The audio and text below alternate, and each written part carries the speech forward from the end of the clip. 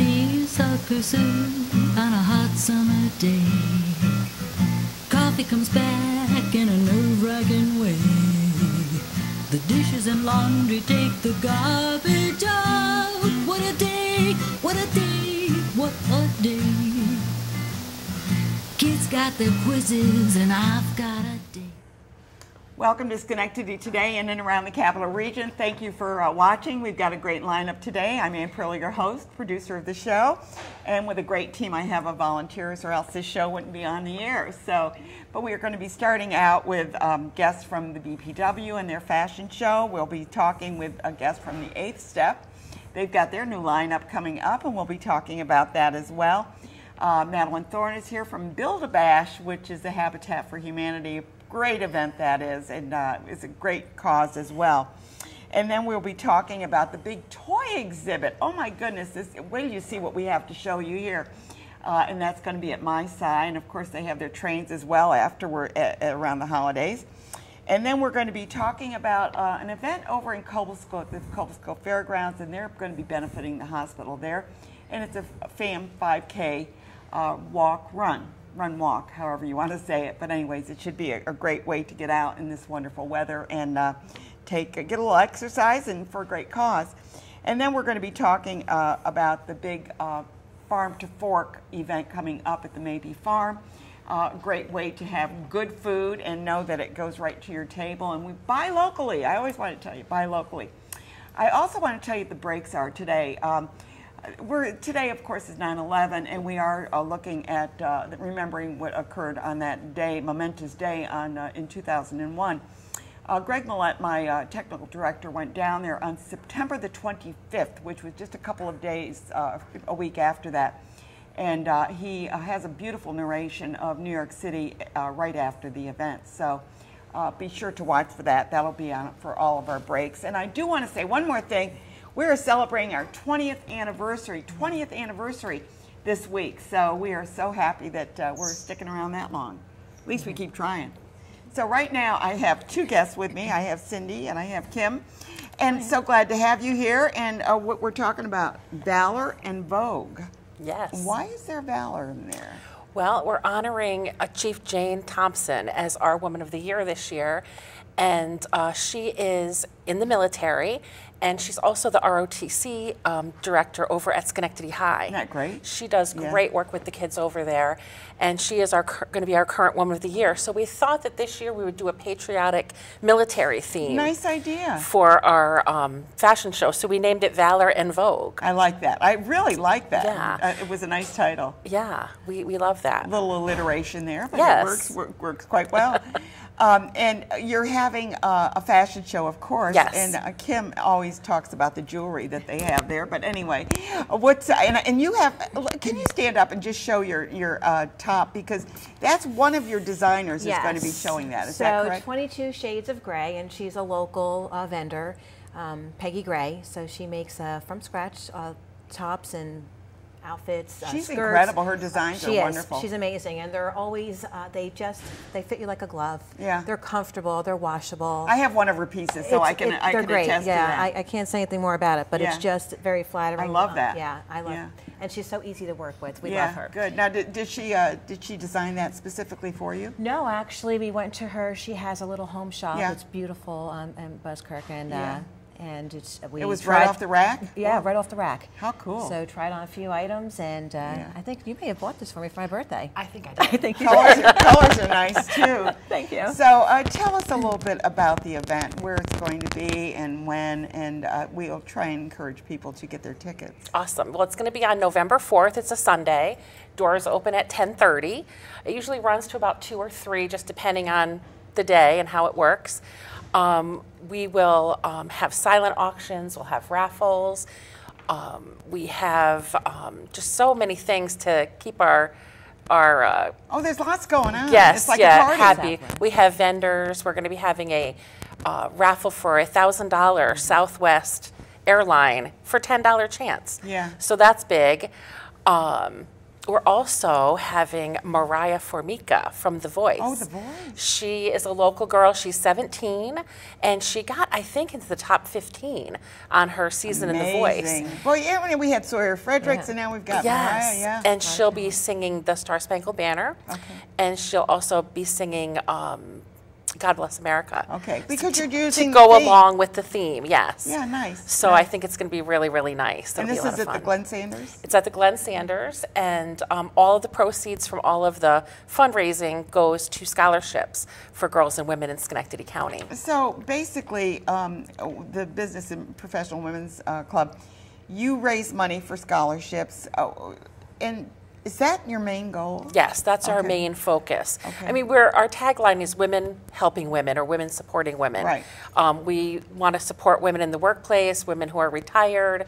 Our whole membership is made up of women who just come together and support each other. When one person needs something, we're all there. Yeah. You know, and family. It is. It's really more like a family. Yeah. One of our members refers to it as Girl Scouts for grown-ups. Oh, I love that. We kind of like that.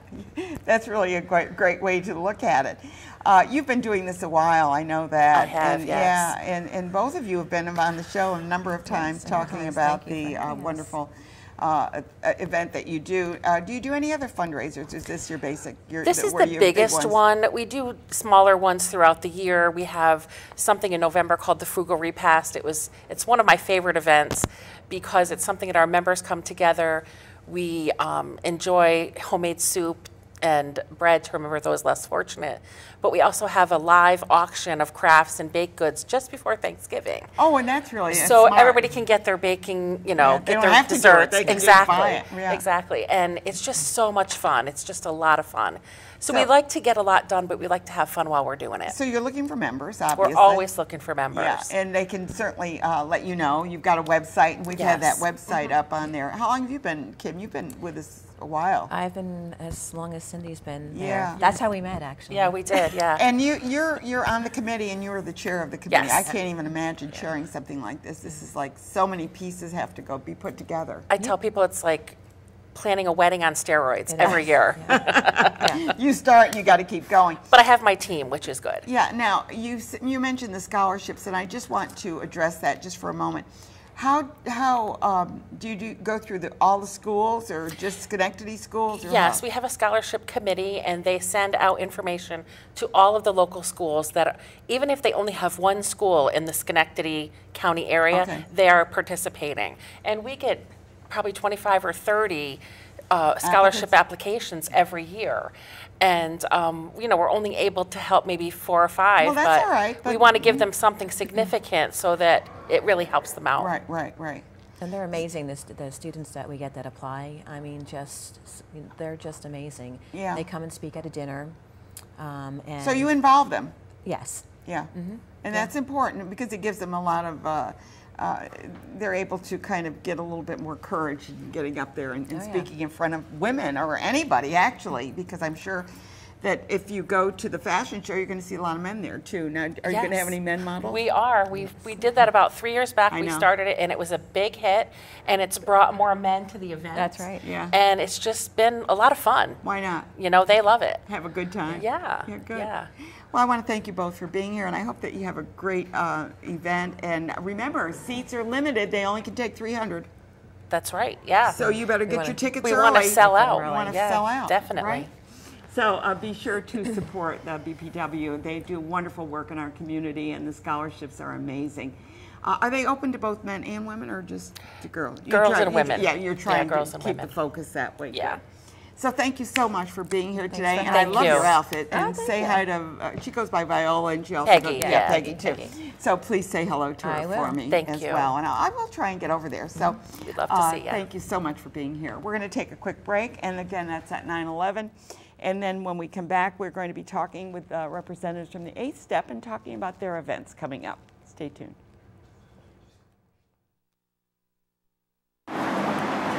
Today is a New York City caper. Go to Penn Station, a couple hours from Albany and Schenectady, and go west on 30th.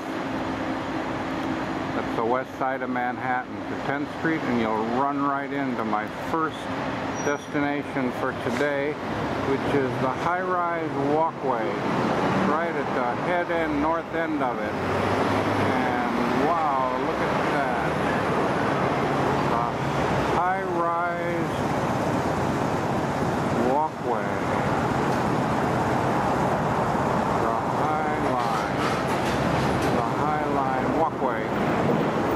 Do the walkway, an old railroad track that's been made into an elevated walkway and park. And then I will go on south into Manhattan, try to touch base with Occupy Wall Street, and then go by the World Trade Center sites to see how the construction is going. I'll start with the High Line walkway. Okay, here we go. Up, up, up, up to the walkway. Okay, I'm at the north end, which I understand is under construction. And here we are back again, and I'm sorry, that was the High Line. That was at the beginning of the tape. But hopefully we'll be able to get to the 9/11 tribute that is on there for a little bit later in the show, for the next break. But right now I have Margie Rosencrantz. She's been involved with this, with the 8th Step for quite a while. Forever. Forever. 33 years. No, that's Yeah. all. She must have done it as a baby, because she can't be over 33 years old right now, right, Ed? I love It was you. a high school project. Well, it's funny. I read it started in '67, and I know that we were going there right about that time in the '70s. I started like the beginning of the '70s when I moved back here, and it was like great shows and desserts and dishes that didn't match and chairs that didn't match and tables that were wobbly. It's still So like that. much fun. Oh my God, I couldn't wait to go. Yeah. But you had some great, the Down East stories and the music and you name it, it's there. You have risen to a whole new level. Yeah, It's coming up. being You here got at Proctor's. the CDs that are award-winning, and then you've got the Phil Oakes coming, who is not shabby at all. No. Yeah, no. so tell us a little You've bit been about in Yeah. a lot of those shows. We do somewhere around 20 to 25 shows a year now. We used to do about 70 to 75 Yeah, because it was shows. every Saturday It was- night, I it think, was, or it was Friday every night or Friday, whatever. Saturday, Yeah. and most Sundays as well. But now we kind of jump around the building and we use whatever theater has the right capacity. We're going to do our first show here, right Okay. here on Saturday, and then And Phil- that's Phil the Oakes is in here. 15th. Yep. And that's going to be the release of the. Of Tret Fury's new album. Tret Fury is a very interesting character. I went to her website and listened to the music, because she's wonderful. She is wonderful. Yeah. She was one of the seminal characters involved in the establishment of the women's music genre. Yeah. And she toured with Spencer Davis and all these, high rolling. Got really rockers, nice music. I had it on because you could stream it, and Yeah. I was listening to a few of her Yeah. songs, and I was really impressed with Yeah, it the as well. latest CD is particularly beautiful. Yeah. Now. Yeah. Well, and It it's is. called November. What is it? Roses in November. Roses in November. Which sounds very romantic, and it is, but it's between the lines about global warming, Oh, okay. about roses Oh, in November. yeah. Yeah. Oh, that's Yeah. scary. Yep. Yeah. And we've got, let's take a look at some of the photos, and maybe if we could run through the photos, we can see who's coming up, because we've got another one on the 22nd. There's your buddy. Yeah, I love Reggie. He's such a great guy, and of course, he's part of Magpie. Yes. No, he's part or- of him and Reggie Harris, Reggie Harris, I'm sorry. who perform Yeah. often with Meg. With Magpie, right. And that's Phil Oakes. That's And I Phil- pulled the late Phil Oakes. Yeah, yes. I pulled that up. Yeah. And Phil's sister has been doing these concerts for, decades, ever Yeah. since she was down in New York City years ago, to not commemorate Phil so much as to introduce his music to a lot of people That's and wonderful, kind of get it yeah. out around there. So the format is that somebody will sing a Phil Oakes song and then one of their own originals. So Oh, it that's nice. has this dual purpose of keeping his music alive. His music alive, and and also it's important to do introducing- that. And Uh-huh. it's called a Phil Oakes song. Phil Oakes Song Night. Song Phil night. Oakes Song I'm Night. sorry. Yep. And It's this actually- one, It's been one of our most popular events over the years. Yeah. yeah, yep. We used to do it over at First Press at the 8 Step yeah, I upstairs. know. Yeah, and they were always sold out. It was always a 400-seat sold out show. Yeah, so this is going to be, it holds a couple hundred here, or a little Yeah, bit yeah, less. yeah. We're going to fill up the theater, I hope, with that. So we have the Phil Oakes Song Night, and it's also a 45th anniversary of Magpie, right? Yes, Magpie has been performing together for 45 years since they were young students at Kent State during the riots. Terry was there during the riots. And they've got an amazing repertoire, so it'll be, and they've been in so many of these shows. They were in virtually all of the ones that we did at the 8-Step all those years. Years ago. And they're still writing some amazing stuff. Let's take a look at a few more pictures. I know that Brendan is actually doing yeoman's work back there because he's doing everything here. So let's talk about these things that are coming up, these events. Okay. Songwriting at Sagamore is our first venture into a songwriting workshop. It's a kind of a camp up at Great Camp Sagamore in the middle of the Adirondacks, which is an incredible setting. It is. At Wonderful the end place. of September. And we've got 5 artists who are coming together, forming a team that are doing the teaching and also doing some performing. There is a public performance component there. David Roth, Tread Fury, will be coming back next weekend for that. Joe Crookston from Ithaca, Sarah Milanovic, who's now down in Beacon, and Dan Berggren, who's in Ballston Spa now. You got a nice lineup there. Yep, and the focus is on, it says think locally, act globally. It's about being a creative and working on your project and then taking it out and back into the community. Right. In the tradition of Pete Seeger. Yeah, and you've got other performers coming up as well there, and I know that we have another slide, I think, with a number of the photos of the performers. And there we are. Johnny Whalen, 7 times All-Ireland accordion champion. That's our blues workshop in the middle there. Yeah, that's really nice that you have that. With Ron. Once a month. Yep, and Holly Neer down below. You know that Holly Neer was in the original Broadway production of Hair? No! Isn't that awesome? Really? I mean, she's got this amazing resume, but that's the thing that always it jumps out. Wow. And Joe Crookston is in the upper right corner there. He's going to be at Sagamore, and we're looking to bring him back for a concert as well. Joe Jenks is right below him. Magnificent voice. I promise you would fall in love with that voice. And underneath him is J.P. Cormier, who is Canadian from Cape Breton, who came down to the south of the U.S. to study with blues masters. So he's got this curious, I mean, he's just an amazing performer. Got a little Canadian in him, and then Celtic and blues. He's well, fabulous. Why not? Everything seems to work together. You know, music is music, isn't it? Yeah. Yeah. So Ed, your membership, are you trying to get people to join? Yes. You know, I think we're up to about 300 members now. Yeah. You know, but you always ask if there's something new. Last year we started, it was, I think Steve Kozlowski, one of our membership guys, came up with the idea. We started having house parties. Nice. So we've had several house parties now, and what happens is people invite a bunch of their friends, so it introduces them to the 8-Step, and some of them are already 8-Step members, and they've been a tremendous success. People donate music, come in. Terry Robin came and played music. Oh, nice. Yeah, nice. And then I think our next one is October 4th, and I think they've already got like 40 people who've. You need a pretty good house for it. Well, you know what? But musicians, you can just pack them in. They have a good time, right? It's a lot of fun, you know, and it's a way of introducing other people to the music, you know, in a very intimate, comfortable setting, you know. So that's really been a lot of fun, you know. We're thinking of doing a game night too. Oh, that's cool. Like a house party with games. Yeah, why not? Just have fun. We had 2 member events over the summer, you know, that we try to do for our volunteers and our members, and it's just for that, you know, so it's not really advertised, but the kind of like potluck get-togethers, you know. Yeah. Well, we're almost out of time, if you can believe that. I'm just looking at my clock there. But I do want to, first of all, thank you both for being here, but encourage people to get season tickets if they can.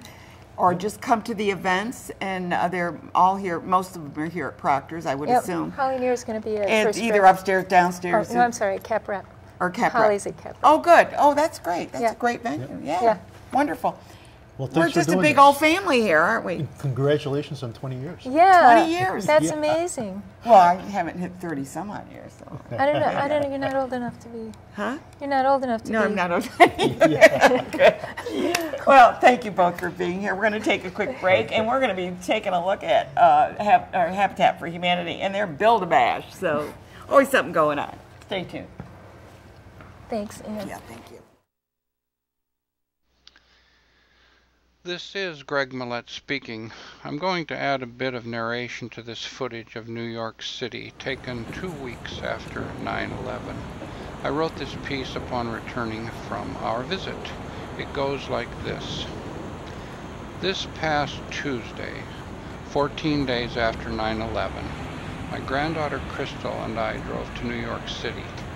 We traveled the New York State Thruway, down the Palisades Parkway, across the George Washington Bridge, down the Henry Hudson Parkway, across 34th Street, down 5th Avenue to Canal Street, and there we found a parking spot on Wooster Street. Our travel time was 3 hours without a single delay. By the time we got to our parking spot, we had seen about 1,000 policemen all over the city, and especially along the Hudson shoreline and along Canal Street. From Canal Street, non-essential traffic was prohibited from going any farther south. Okay, here we are back again, and Madeline Thorne is here. I love Madeline. Oh, And Madeline loves Ann, so that works well. That works well. I tell you, My good friend. I've worked with Madeline on a number of projects, and it's always fun to work with her. She's always got a smile on her face. You never get discouraged. It's a great life, great know, great huh? community. What, So, grateful for every moment. and we're not only building houses, we're building community. Yes, we right? are. Yes, And we are. We're building new relationships, and you name it. Yes, we So, are. Build-A-Bash is just an extension of that. Yes, it is. This is our 6th annual Build-A-Bash coming up on September 27th at the Armory, the historic Schenectady Armory. Of course, Ray's bigger. done a great job. Yes, there. he does. It's The amazing. whole team at Legier, and they're fantastic to work with. They are also very community-minded, so we're great that they join us Yeah. in this partnership. So here we go. We're going to come back with, as you know, the Build-A-Bash, because you were honorary last It year. was really fun. As you were just alluding to, it's a joyful thing. Habitat is a joyful endeavor, so we want a joyful event. It is a fundraiser that puts the fun in the fundraiser. We have tug of war competition. We're going to have a bungee. We're going to have a drop. Coming down to see who's going to do that. We're going to have our famous Hammerschlagen is coming back. That's a hammery thingy. That's the hammery thingy. We're going to have food and fellowship and friends. This year, because you're celebrating your 20th anniversary, we're celebrating our 25th anniversary. Wow. So to celebrate that Oh my 25 goodness, years, wow. I know, it's Yeah, I cool, know, it right? is. So to celebrate our 25th year with a partnership with Create, the Yeah, Artist at downtown Consortium, Heather Hutchinson, Yeah. 25 artists have painted doors to represent the doors to these homes. We started that at the Kids Art Festival. Yes, exactly, exactly. So those 25 doors have come in. They're spread throughout the community. You can go find them in the community, and they will be on display at the bash also. cool. So it's a lot Yeah. of, the whole thing with Habitat, it is a lot of parts coming together to help first-time home buyers find that American dream. And they put in sweat equity, so it's not Oh, somebody's yeah. not just handing them the Oh, house. no, They're- they put in they're- sweat, and they pay a mortgage, and they pay taxes. I mean, they're fully engaged, fully responsible homeowners, and all Habitat does is hold their hand and help them through the process with the support of our great community at events like the Bash, where you can buy your tickets online at SchenectadyHabitat.org, and we're hoping to have a great turnout this year. Again, we get wonderful support, and if I can brag a little bit, Brag away. Okay, so next week we're having our groundbreaking on our first home in Rotterdam. We are Schenectady County Habitat, so we're reaching out. You're gonna, yeah. First Now, home in where do you Rotterdam. find the lots? The lots, we will look at a house that maybe was abandoned and it needs to be rehabbed. We'll do that. Can you rehab a house? Oh, yeah. Rehab Oh, yeah. houses, too. Habitat has done rehabs. We've done new builds, as And you which well is a know. good idea. Yeah, right. This will be a brand new build because the structure that was there in this neighborhood was long abandoned and simply could not be saved. There Then was you get nothing mold in salvageable. there Right, and- it and was you not just- salvageable. It's just not. So in collaboration with the land bank, they took the house down, they did the demolition, and then the county joined us and donated the land to Habitat. We will now build a brand new house there. Okay, good. So we're doing that. We have, And it gets on the tax rolls. and it gets on the tax rolls. Another good home gets on the tax rolls. And another family gets to settle down and put down roots and become fully engaged members. And all of that Of the happens community, yeah. because people come to events like the Bash and help support our ongoing efforts to do this. And you got some nice donations last year. I couldn't believe it was ka-ching, ka-ching, ka-ching. Yeah, we did ka-ching. well. We did, and we want to do that again Yeah. because we've had a great year. Let's keep it going. Let's keep that momentum happening. The other thing we have going on at Habitat is we're opening up our second Restore. We're going to keep our Restore at 115 North It's a Broadway, good location, really. but now we're going into Viaport and Rotterdam. Oh, nice. Oh, yeah. So you have Oh, two yeah. spots. Yes, and we have a brand new program that we've introduced called Ramp Up, building wheelchair ramps for qualified families, Oh. owner-occupied houses, so that people can stay in their homes safely and stay in there longer. So That's a a good- lot of activity at Habitat. Please come out and support our Build-A-Bash. That's the way we continue to grow, continue our outreach. Tickets where are you are gonna- $65 each online, Yeah. so come on. Get your Food by tickets. Malozzi's, can't go wrong with No, that. the food is always good. Oh, We're my going to God. have singing by the Electric City Chorus. Do you know those Yeah, guys? they're coming on next week. I think, or the Excellent. week after, yeah. They're wonderful. They're Yeah. going to be singing for us. Or the following week, one of The them, Immortals are going to be singing for us, so lots of music, lots of entertainment. I love the tug of war. That The to tug me wars, is yeah. so much fun to Yes, watch. That. yes. So you've got. So where are you going to be in the Viaport? Are you going to be over by the Close to the aquarium? food. We're going to be across from the food court. Oh, okay. Well, it's Madeline, so I got to be across from Yeah, the food. the food's the there, food's yeah. there. Mhm. So, and that'll be soft opening in October, fully opened in November. And so how are you going to decide which furniture to? I mean, how does that? How do you, because That will you not have be. so much furniture Yes, in there yes. that when I go in there, it's like you're like this, but now that you can spread out. We're going to spread out, and that will be our Restore manager, Randy Sparrow, will have that particular challenge on his plate. To decide. That's not my Yeah. worry for where we're It's going to do amazing stuff. Yeah. The support. the donations that you get. Yeah, we're very Not only lucky. that, the prices are good. Yeah. The furniture is lovely. Yes, it is. It But really you is. really need. I'm just being a Come little on. critical. Tell me. You need better display because it's hard to say. You got these three things right on top. Well, of we're each just, other. it's the way restores And it's happening. happen because the stuff just keeps coming in. As a matter of fact, speaking of That's our wonderful. Build-A-Bash, there will be furnishings from Restore I know, and you sell on them. display at the Build-A-Bash. You can purchase it there, and you'll also get a sense of the quality of furniture. What do we have in our quality is Restore? excellent. Yeah, yeah, I don't think I've ever seen junk there. right. I know we've gone Well, there. the pink pigeon coop was a little odd. The but what? The pink pigeon coop. Yes, and it's sold. Somebody bought it. pink pigeon coop. I don't know.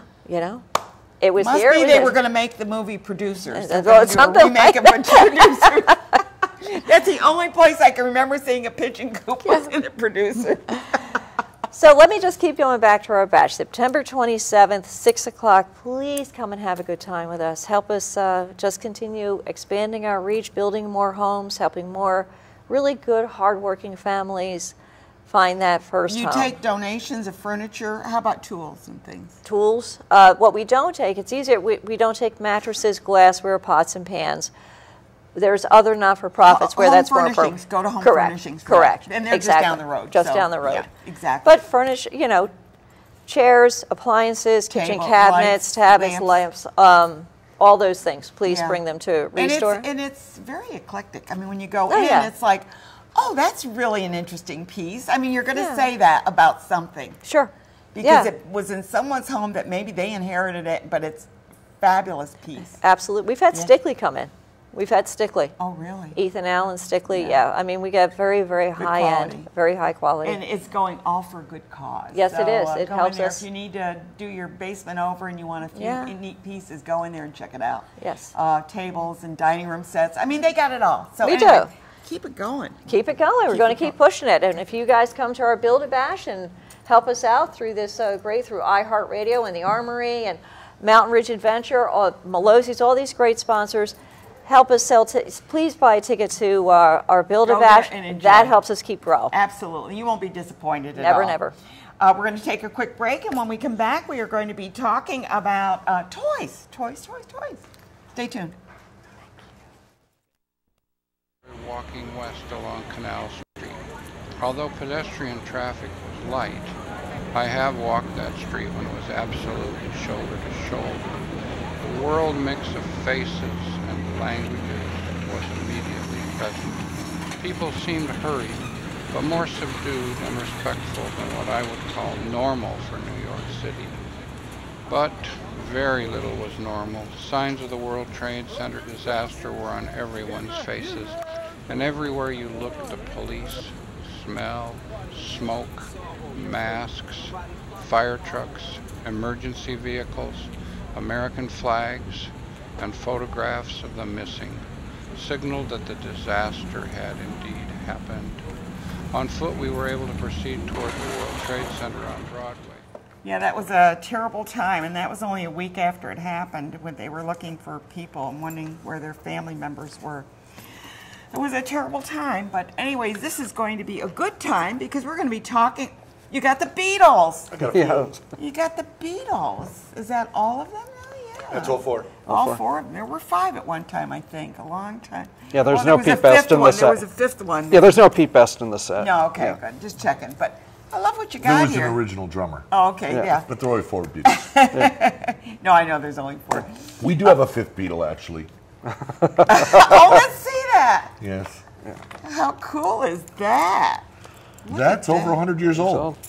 This is over 100 years old. Can you see it? Germany, 1904. And this is a toy? Yep, it's a wind-up clockwork Beetle. It's actually part of My Size Archives, donated, I'm sure, years ago by someone. Yep. But beautiful thing. It is gorgeous. I guess you can see it. It's lovely. It's like a scarab or, the... Well, as you said, the 5th Beatle. Yeah, the 50th. There you go. Yeah, Daniel is with us today. He's with Sassy Satellite. He's a toy collector. Not a toy collector, but you deal in toys. So Both. you do a little. So, Chris, tell us what's going on with this, because we've got great photos we're going to show, and maybe we can walk through those and talk about it. Yeah, so opening September 22nd, we have 2 kind of interconnected toy exhibits. Toys, the Inside Story, which is all about the science and engineering of toys. And, even toys, I mean, science is everywhere.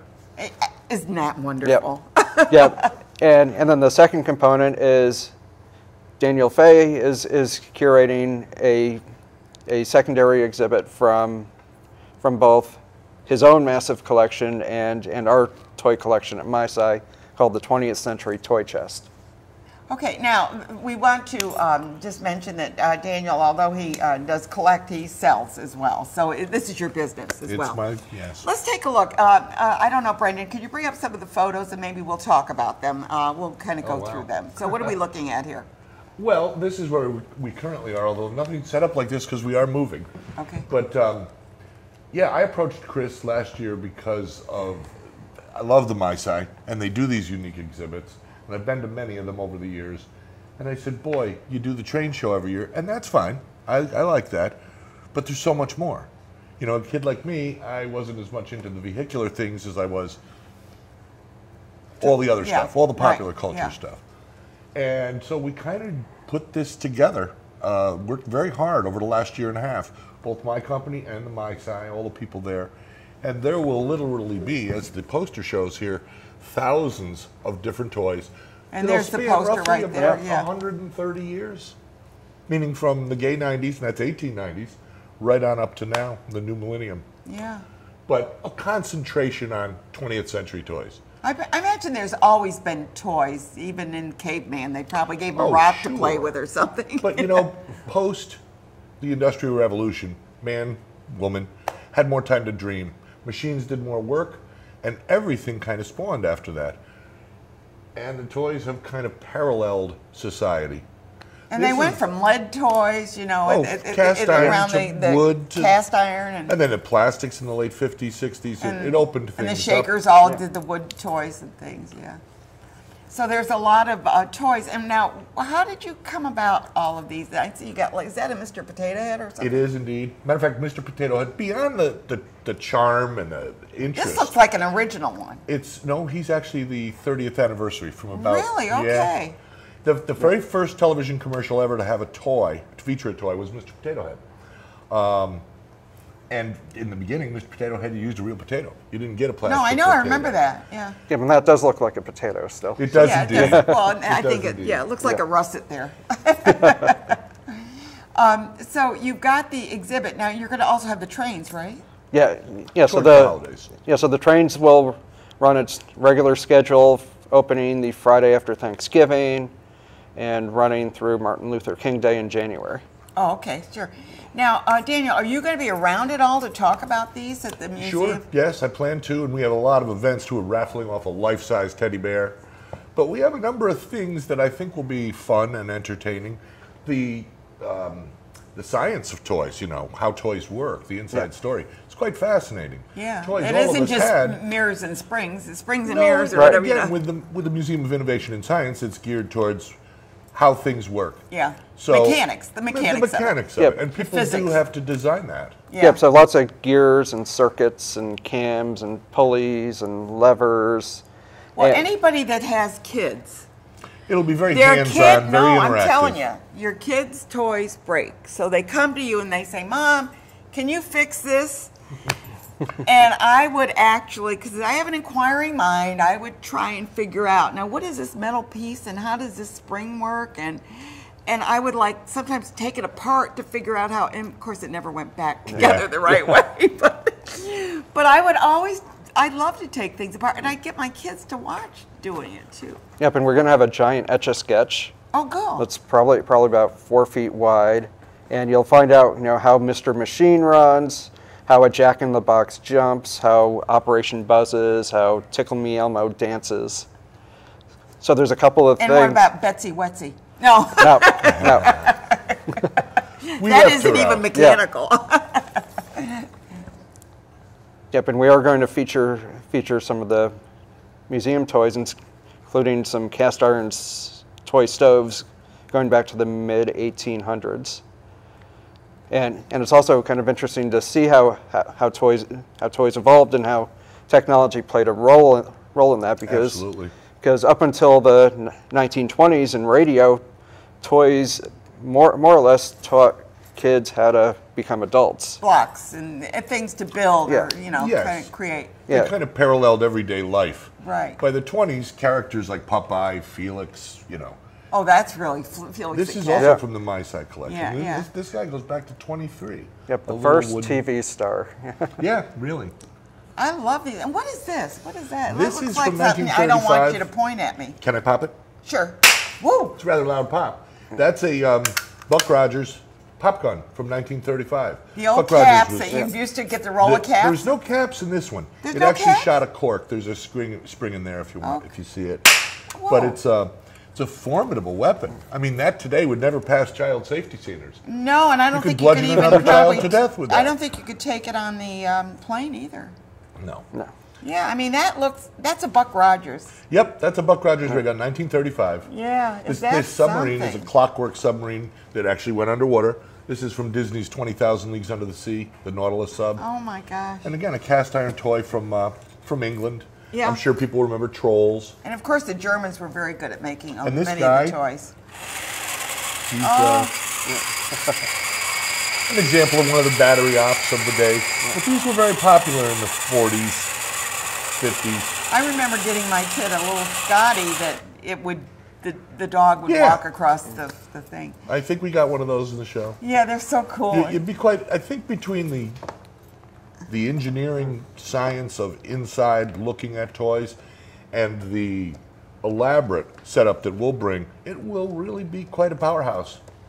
I think it will be. Very You've excited. got Oh, yeah. a great team you made. Oh yeah. Oh yeah. We've and- been and- good since the beginning. Oh, yeah, and Daniel's brought in several cases of mostly robots so far, and it's just floor to ceiling, just robots from the 50s to like a Homer Simpson robot. They actually span, the earliest toy robot was 1938. So when you think about it that way, it's what, 80 years Yeah. of toy robots, and they'll all be on display. A couple hundred examples. So we want to, we're out of time here, but I just want to encourage you to bring the kids, and I've said this, I say this every time.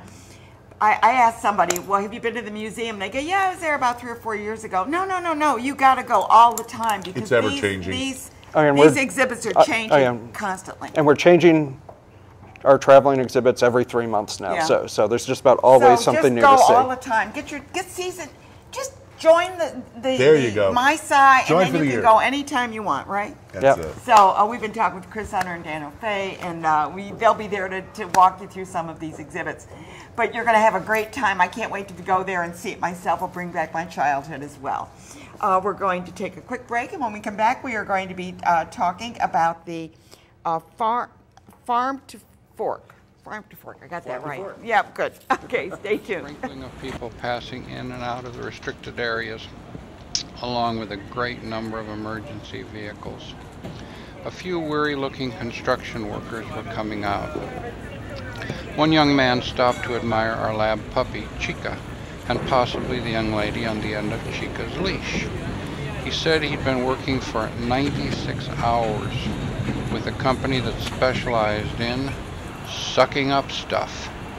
They were taking a break because some blasting was about to begin to bring down a leaning wall near where they'd been working. I hate to say it, but it may indicate the extent to which the public is being spared much of the agony. He said the worst thing they'd encountered so far was about 100 bodies piled up in a stairwell. Good grief. He seemed so weary, but he wanted to talk, so we talked and talked, even sharing stories of each of our hometowns, and finally we said our goodbyes, gave him hugs, and he trudged on his way to the shelter where he ate and slept, and we continued on our walk. And that video, of course, is from 9/11, but actually it's on 9/25, right after that occurred. But right now, I have two guests with me. I'm really pleased to have them here. We have Peter Swister, right? Sweetser, right? Oh, I get that right. And Keith Catalda. Right. And we're going to be talking about an event that I was not aware of, but it's a FAM 5K run walk. And that's going to be at the Cobleskill Fairgrounds, which is right around the corner.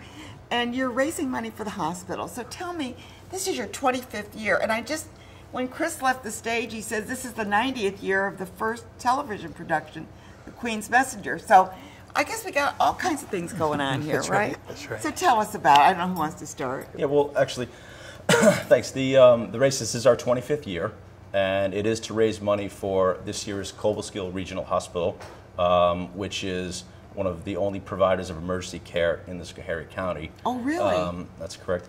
And our goal is to raise $20,000 for the charity each year, a different charity each year, but $20,000. This year it's the hospital, and This they year's probably Cobleskill can use Regional it, Hospital. too. Yeah, absolutely. And I'm happy to report that as of yesterday, I was told we've surpassed that goal.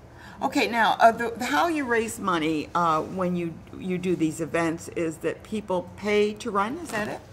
Yes, there is a charge to run the race, and we'll accept registrations up until the day of the race, as a matter of fact.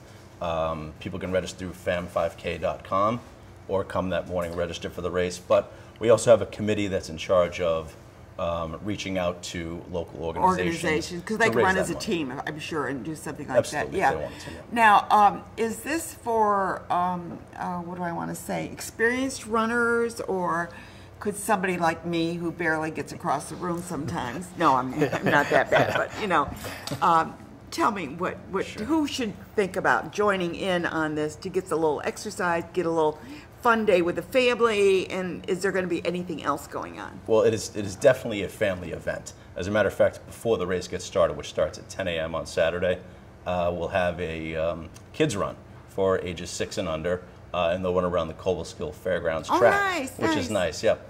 And But no, it's not just for experienced runners. Okay. It's a FAM 5K run. And that's why you walk. got the name. Many there, yeah. families, you know, will walk the course, and it's not by any means a challenging course either. Okay, good. And so when you say the kids, don't you love to watch the kids run? Yeah, because they do great. Some of them are out there and they're going to just run this thing like, you know, sprinting the whole way. And what about, is it dog friendly? Can they bring their dogs along or not? No, in the past, from a safety standpoint, Okay. we've asked people not to have dogs on leashes because From a safety standpoint, right. that's been the issue. Because we need to, Yep. you know, get no, that out we do there. have that question a lot. And so you have the run, but is there anything else? What is there food there? Is there going to be face painting? What do you got going on? Like I said before, we do have the kids run, which starts prior to the race. There will be a clown and balloon animals and face painters. Once they complete the race, there'll be tables set up for food and beverages and things like that. And we have some photos there. Looks like the beginning of the race? You got all those people there? Wow. Yeah. You get a good crowd. Absolutely. Yeah, we've had upwards of 800 participants in the past. And they get prizes? Yeah, we have actually, I think at this point in time, we're the only race in the country, I believe, that gives mutual fund shares to the winners of not only the overall winners, first, second, and third place for both men and women, but also for each age group. So you've got 16 different age groups for men and 16 for women, all of which, if they're 18 and older, would receive $75 worth of shares for their division. Talk about getting this, Yeah. like, you know, getting into the mainstream of finances, huh? The overall winner for male and female would receive $500 of mutual fund shares. Second place is $250, and third place is $125. If that doesn't encourage you to run. Right. Yeah, and it doesn't matter if you can be 18 years old, you can be 80 years old. You have the opportunity to win prizes in your age group, and there are 16 different categories, so there's a total of 31 prizes that we give out. Yeah. Amazing. Yeah. So who are your sponsors? You got to give a shout out to the sponsors. Yes, I mean we've got a great group of charities that we rotate through. Keith mentioned earlier there's a rotation of 5 different charities that we sponsor. This year is the regional hospital, but we've got ARC, the SCAP, which is the Schoharie County Action Program. We've got Catholic Charities, we've got hospice. So even on an off year, when it's not their particular year, they're still supporting, as well as local businesses and any businesses that from the investment company with mutual funds, companies that we may own stock in, we also contact them, and they're national, and they also can lend support to it. This is an incredible thought. I never even thought about giving mutual funds. Yeah. So, I mean, that is a really nice. Yeah. And it gets people looking Well, that's just at it's an checking the incentive, papers to see how their stocks are doing. That's right. It's that incentive right. to have people come and raise awareness, because raising the money is great, and the charities definitely need that, but raising the awareness in the community for these charities is really the important thing. Exactly. So how long have you both been involved? Or are you newbies or what? Well, actually, this is my very first year as the You're race. the newbie. I'm the race director. Okay. Pete is the previous race director for, 15 years at least? So 23 years. 23 years. Prior to it, so this is the kind of the handing of the baton. Yeah, Pete's been my mentor for the last few years, teaching me all the ins But and yeah, outs. it's 25th year, so we've got a great group. Keith oversees, as race director, 24 different committees that he has to oversee and kind of keep together. I'm the director of the race course itself, which is just one of those 24 committees. So whereas I'm in charge of the race and anything that happens on the actual race course, he has to oversee not only the race course, but the Cobleskill Fairgrounds, everything that goes on behind the scenes with food collection and volunteers and all that. So he's. So you get, like you said, if I recall, I think you said you have about 800 runners? There are 800 registered runners, and I would say there are about, on race day, about 600 people come out and run the race. Yeah. That's a lot. Yeah. We start going early January is when my work for this race. When you start getting people to sign up. Signed up or start thinking about commissioning T-shirts, and just that's when meetings start happening. Is around Yeah, January. these, I mean, you know, I know a lot of people, they look at these on the calendar and they go, oh yeah, that looks interesting, you know. And you say, you have no idea how much work. I mean, I do this TV show. I spend a minimum of 40 hours a week working on this show. Now, granted, I might be working on next week's show at this, or the third week, or so it's constantly planning ahead like you do. So, I mean, I'm booked out into next year, so everybody has to contact me. All that work goes into all of these events that you're doing. And how many volunteers do you usually have? We usually get about 125 to 150 volunteers, so that's on top of the 600 to 800 registers as well. Well, we're out of time, but I want to encourage you to, if you're a runner and you want to support a good cause, look up their website, go in there and check it out and enjoy it. And Coastal Fairgrounds, I mean, what a great drive just to enjoy that and be there and enjoy Schoharie County and stop at their restaurants on the way home or back or whatever and buy their farm produce. I mean, enjoy Schoharie County. It's a beautiful county. So check it out. And we're going to take a very quick break and then we'll be back. And now we really are going to the Farm to Fork. Stay tuned. Back to normal in this area with fresh vegetables, fish, duck, and American flags for sale. We settled down for dinner at a street-side table in Little Italy. Chica was welcomed to the table by the maitre d', and we enjoyed a delicious dinner of chicken and pasta. However, more enjoyable than our dinner were the two women at the adjoining table. Again, Chica was our entree to conversation. Before long, we had two guests at our table. The two were flight attendants on American Airlines. They shared an apartment with 4 other airline workers, including a pilot, and one's brother was a New York City fireman. She said that her brother, the fireman, was on light duty due to an injury, but an hour after the buildings fell, he was at work at Ground Zero. This was the girls' first, quote, night out since the attack.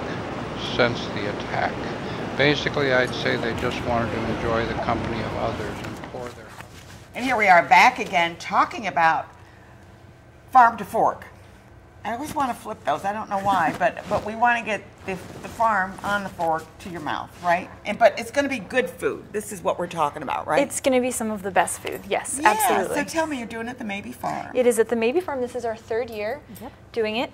We've had great success the last 2 years, and this year we are so successful that we are actually sold out already. You're sold out already? Yes.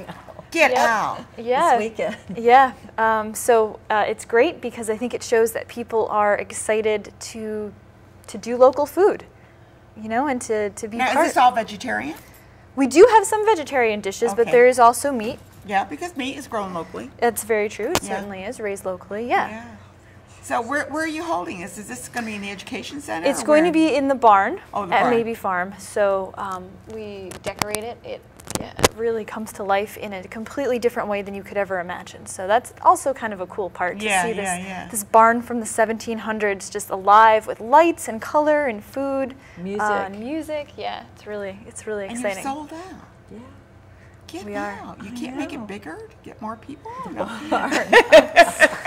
We'll have a different level. You're going to be out at the tent, and these people are going to be in the barn here, right, to do that as well. Who prepares the food? We have a local chef. His name is Chris Marney, and he works with a woman, also a local chef named Michelle Rivera. Okay. And they are together prepare it. Michelle specializes in vegan cooking, so to be sure that we have something vegan for the vegans who attend. And vegan is different than vegetarian, just so everybody understands that. Those are two different things. Exactly. And so you have regular, I'd say carnivores.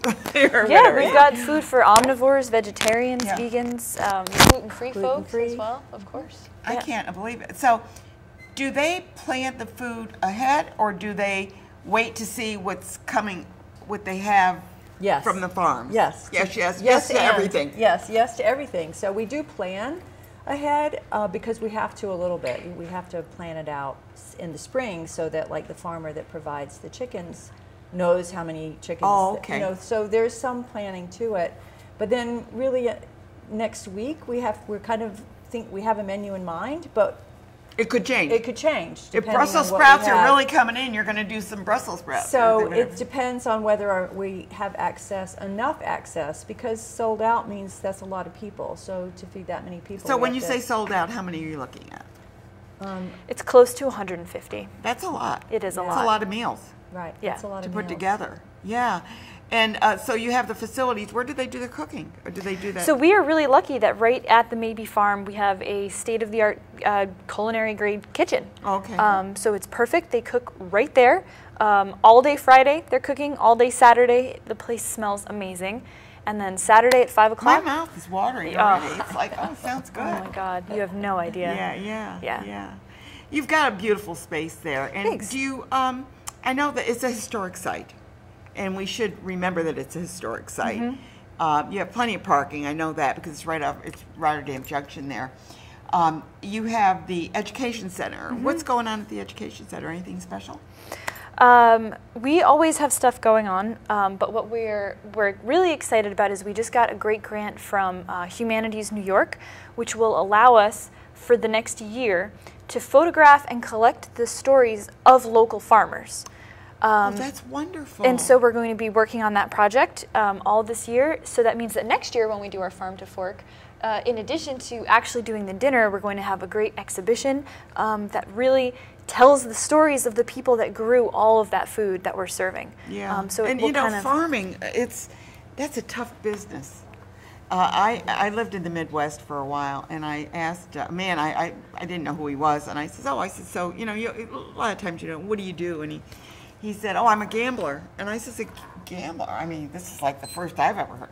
And he said, I'm a gambler. I put seeds in the ground and hope they come up. I gamble every year. He was a farmer, you know. Yeah. And I thought, how true that is. I never thought of it that way. But they're worrying about the weather. They're worrying about too much rain, too much wind. What, you know? Prices. I mean, there's so much. It's a crapshoot. You know, thinking of a crap game. You know, at the casino. They have a tough job. So we need to support our farmers. And I love the idea that we have the farmers market, the green market, and we have many other farmers markets. And Kat, I know that you are working on the food co-op. How's that going? It's going, yeah. So we're getting very close to hitting the go button.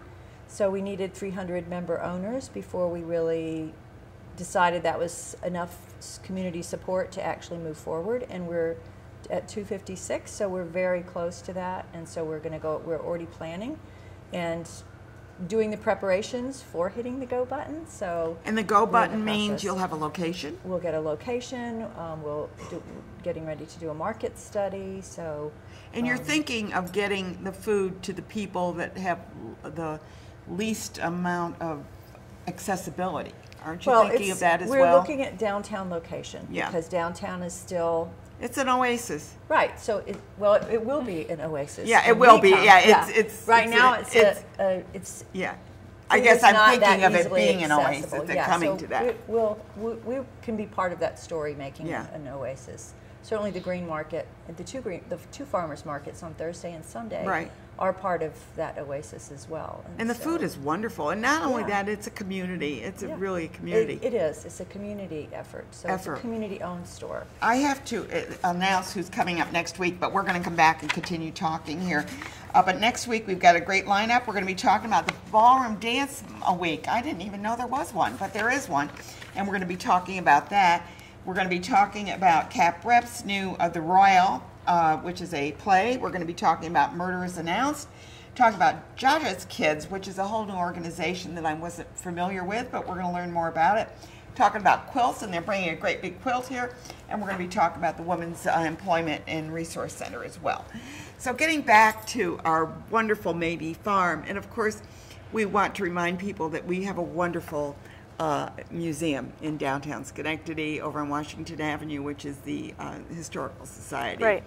And you have many events going on because I'm on your mailing list and I see so often there's lecturers or there's an exhibit or a book signing or the, you know, there's so much. And then you go over to Maybe Farm, you get the Howling You know, you got so many things. Yeah, it's busy. How do you keep track of everything? It's hard, I tell you, especially this time of year. Fall, with October just around the corner, everything really will get crazy. Yeah. But it's exciting. Yeah. And it's great to see people interested in learning about local culture as well. Yeah, exactly. And to work with Kat, of course, is very important because absolutely. And to make that connection to bring food to the Maybe farm is kind of a little bit off. You wouldn't expect that, but it's working beautifully. Well, it is. They are bringing the farming back there. So yeah.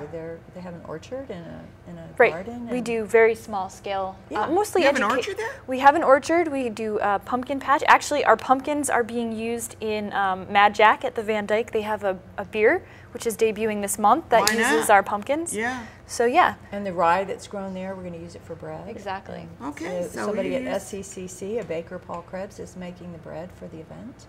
How wonderful. Yeah, so it is a farm. Yep. Let's just do it. Let's just make it a working farm so people can go in there and see how it's done and how you make things from scratch, you know, that milk doesn't just come from a carton. That's exactly what we're trying to do, I think. Good.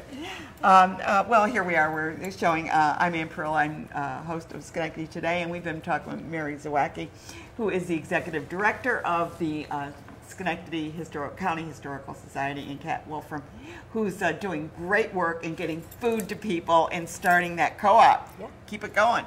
Thank you. Thanks for watching.